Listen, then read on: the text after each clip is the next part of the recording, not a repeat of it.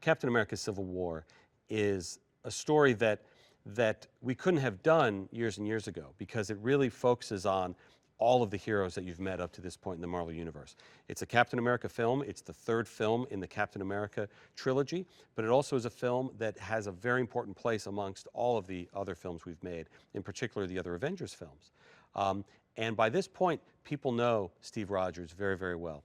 People know Tony Stark very, very well. And we felt it was time to see them, because we know their personalities so well, we know how they work together, and we know that they have some issues with each other. They're very, very different people. And how would they react if they were faced with an issue that they just disagreed about? And there's an amazing storyline from the comics called Civil War, which is one of the best miniseries that publishing has produced since I've been at Marvel for 15 years. And in it, there is an event that occurs that causes the governments of the world to say, we need to have oversight over these heroes now.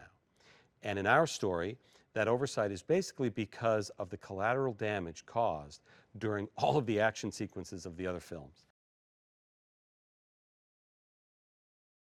It's really interesting to see Tony Stark grow as a character over these films to a point where, you know, if you were to just say on a surface level, well, who would agree to take orders from an authority figure and who wouldn't? Well, you'd think Captain America, who was a soldier in his own right, would agree to it, and Tony Stark, who's gone in front of the U.S. Senate and said, I'm not playing along with you guys, would not want to do it. So it's very interesting to see them very naturally and realistically grow to the opposite viewpoints.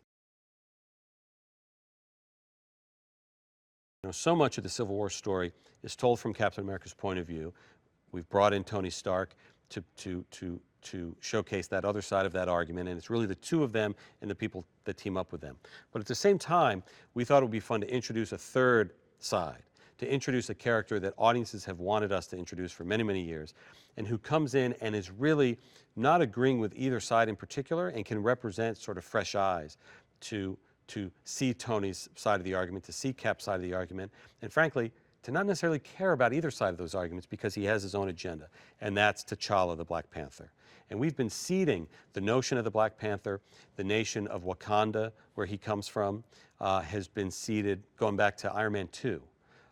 So it really felt like this was time, and to bring in somebody who had his own agenda, independent of either the Captain America side or the Tony Stark side. And we've cast an actor named Chadwick Boseman, who's unbelievable and who is one of the best actors working today. What's fun about this movie is it's very much a Captain America film. Tony Stark is very much a character, main player in it, in that film. And we get to see the two sides of their personalities, the two sides of their viewpoints on the world, on how the Avengers should operate.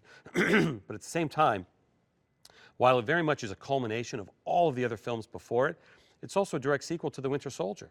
We follow Bucky Barnes, we follow the continuing story of the Winter Soldier, who Captain America cares very much about, and who believes he can get his best friend back. He believes his best friend is in there somewhere. So we follow that journey. That's a very big part of this movie.